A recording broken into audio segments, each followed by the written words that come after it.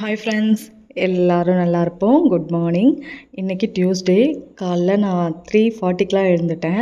எனக்கு தூக்கமே வரல நைட்லாம். ஏன் இன்னும் அலாரம் அடிக்கலை, ஏன் இன்னும் அலாரம் அடிக்கலைன்னு நினச்சிட்டு இருந்தேன். உங்களுக்கு யாருக்கெல்லாம் இதை மாதிரி அலாரம் வச்சுட்டு ஏன் இன்னும் அடிக்கலைன்னு தூங்காமல் இருந்திருக்கீங்கன்னு சொல்லுங்கள்.